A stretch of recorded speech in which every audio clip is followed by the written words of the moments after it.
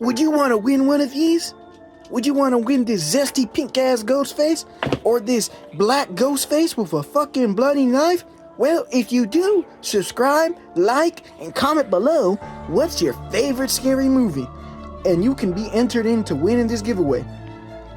And the giveaway winner will be announced next week.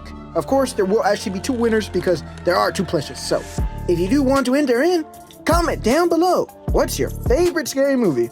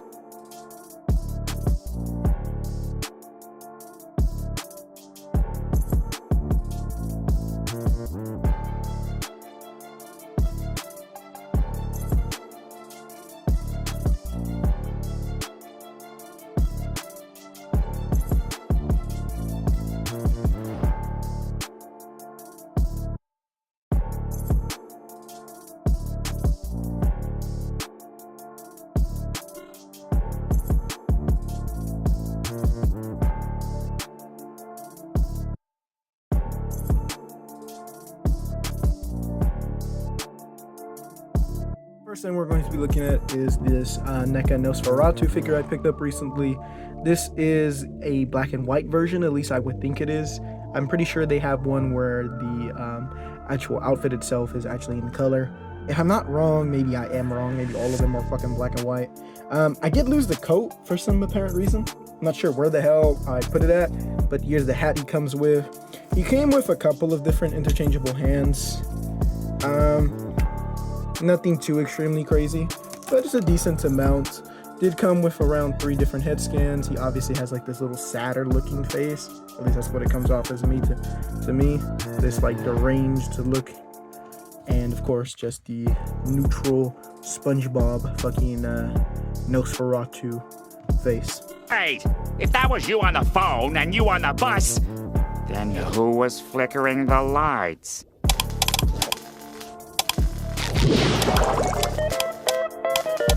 Nosferatu! But overall this figure's pretty good. I mean, it suffers from the same thing that I complained about with that Pamela Voorhees figure, where it's like, I think they could definitely improve on the articulation. This one does seemingly have more articulation in the arms, but I still don't think this is double jointed. At least I wouldn't think so. The legs don't come as much forward because of the outfit, because it is rubber, obviously. And besides that, though, the figure's pretty good. The one real complaint that I have, because the articulation is always something that companies can improve on, the one real complaint that I do have with this guy, though, is I kind of dislike the fact he doesn't come with a couple little rat accessories. Rat figurines, of course. You know, I'm not talking about real rats. Of course, I don't need no little 6'9s running around in my house yelling, need that shit around my crib. But overall, what I mean by it, though, is one of the main plot points, at least to my knowledge, in the original Nosferatu and also the newer one, is the fact that he brings rats with him where he goes to spread the plague. And because of that, you know, I think it would have been cool if they would have included a couple of little rats, especially for, you know, people who do create dioramas and stuff. I think it would have been a cool diorama to build, to have all these little rats like they're running out, like to spread the plague. And even some of the older Nosferatu figures actually did come with it. I think there's one that's called like Silent Slashers. I'll put an image up of over here. I saw it recently because I went to a flea market, and even that figure came with a couple of rats. I do think that figure was also just really cool looking because of just how uniquely sculpted it was. Only reason I didn't pick it up personally was because the dude was asking a little too much for it personally. When I go to a flea market, I always tell people this. I'm looking for deals. I'm not looking for eBay prices. Like, at least to me, that's what, like, I go to flea markets for. I don't mind if you know how much something is worth, and because of that, you're going to charge a bit more. But if you're trying to charge the same amount of price for someone on eBay, I'm just unlikely to buy it, just because to me, I'm going to the flea market to find deals, not to, you know, pay eBay prices. But despite that, this figure is really cool. Wish it would have came there with the rats. And yeah, let's move on.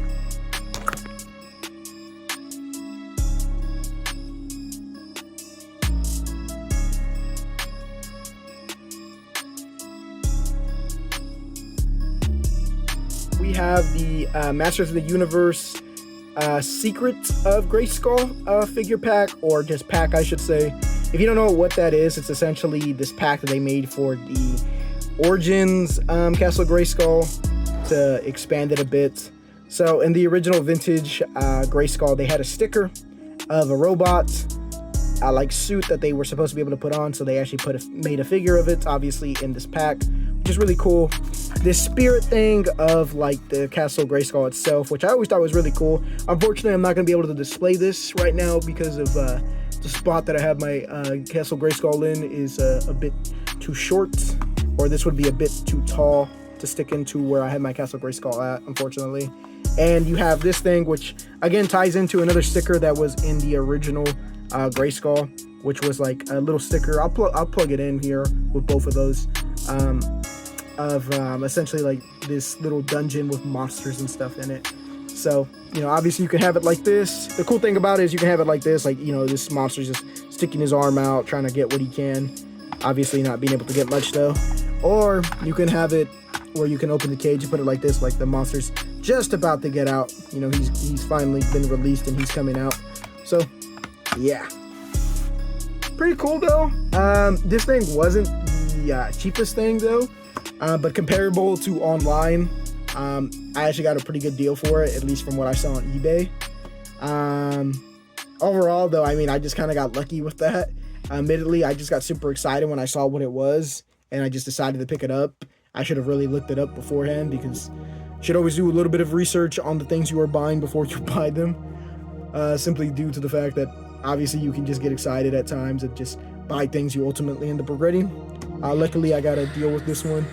But another thing I picked up recently is this Man-at-Arms or Palace Guard vintage He-Man Master of the Universe figure. This one does have the variation of the squishy head, as you can see. And I'm kind of curious about this. I wanted to see if anyone is a bit more knowledgeable about this than me. Does this make it more rare or sought after or valuable because of the squishy head? I'm only asking simply due to the fact I actually simply want to drill a hole through his chest, and I don't want to destroy a valuable figure. I'd much rather just sell it if that is the case. Not for inherently the fact of the money, but I wouldn't want to destroy something that someone else is really looking for right now. In case you're wondering why I'm planning on drilling a hole through this guy, the main reason is simply due to the fact I want him to simply look like he's getting killed by Slash over here with his little drill horn. And yeah, I thought it would be like a really cool effect, but I wouldn't want to do that to a figure that's obviously worth a shit ton of money. So obviously I wouldn't want to do that to like a Wonder Bread He-Man or anything. So that's my question with that. Besides that though, this figure was like $4 or $5. I'll stick up the price right now. And yeah, thought it was kind of cool to get a vintage piece. This figure's legs are definitely super loose too, so I don't feel too bad about doing that, as far as, you know, drilling the hole through his chest as well. But that's why I was just curious about the squishy head thing. If anyone is knowledgeable about that, please comment down below, because I'm not the most knowledgeable when it comes to that thing. So yeah, but let's move on. The figure I did pick up today was this Gurren Lagann Yoko figure. If I'm not wrong, this is a Figma. By the way, most of the things I picked up today were at the cave. We were originally going to do something else, but my friends just decided they would want to go there instead. The weird thing about this figure, because I did buy it from the cave, which the cave is just essentially a second-hand seller place. They included these extra faceplates, but these aren't for the figure, as you can probably tell. They did include one of an actual extra faceplate or head that's meant for this figure, which is nice, but they did also throw in some extra hands, which again are not for this figure. Another thing that is unfortunate, the rifle is broken. It did come with the broken part to glue back onto it. I don't quite remember where I put it down at though, unfortunately. So I'm just gonna have to remember that for another time to glue it back. Overall though, I'm pretty happy with the figure. Unfortunately, there are some loose joints on it because it is, you know, an older figure, and this is basically buying it secondhand. But overall, it's a pretty cool figure. It is a bit unfortunate that it, you know, the legs are loose and stuff.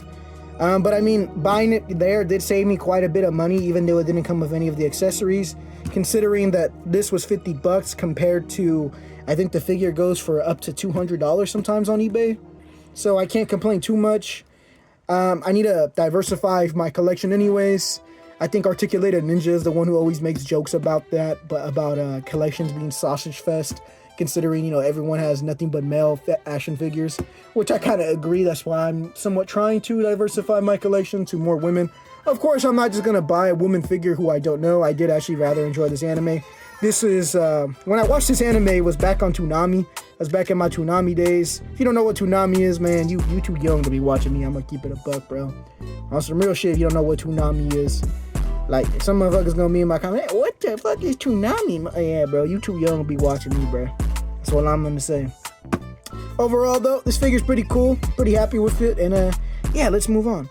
Thing I wanted to show you guys that I have picked up recently was the turret gun for the top of my Castle Grayskull. Obviously, this is the vintage Castle Grayskull. Some people would probably wonder why I have the vintage one, considering that most of the figures I collect are obviously the Origins or of the cartoon collections, and why I didn't just pick up the Origins freaking Castle Grayskull. The main reason behind why I even have the vintage Castle Grayskull and vintage Snake Mountain is actually just simply due to the fact of I had a lot of Funko Pops at one point. I still have quite a few, if I'm being honest, but when I was moving into a smaller space, because we were moving into a much smaller place, I knew that I wouldn't have as much room, and Funkos were no longer really doing it for me, so I just decided to get rid of basically a majority of my Funko Pops, and the main thing that I really wanted was a Castle Grayskull in Snake Mountain for my He-Man display. And they had these vintage ones, and while they didn't have all the parts, I figured I may as well pick them up here, since I could get them with store credits, and, you know, I could eventually pick up the parts and stuff. When it comes to my Castle Grayskull, I consider it done, even though I'm missing a couple of things. The main reason I consider it done is because the things that I would be missing would simply just go inside, and I wouldn't do anything else with it. So, I'm done with my Castle Grayskull as far as the parts and stuff. My Snake Mountain, on the other hand, I still need to get the chains for the part right there where Sherglow is at. I don't really care if they're repro or original. I'll probably end up getting repro, to be honest, just because they will act better as real fucking chains. But yeah, I thought I'd share that with y'all. Anyways though, folks, that brings us to the end of today's video. Just wanted to say thank you, especially if you made it all the way through. Appreciate it if you would hit that like, and especially if you hit that subscribe button. I am doing that giveaway, as I mentioned towards the beginning of this video. So if you do want to get in on that, you know, comment down below what's your favorite scary movie, and mention which plush you want. And yeah, because so far we only have 3 participants, so, you know, if you want to join in on that, the odds are looking pretty good for you.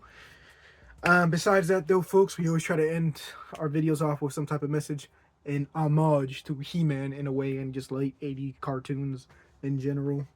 And as for today's message is, many of the times I say take care of your people, and you take care of only your people that you really need to take care of.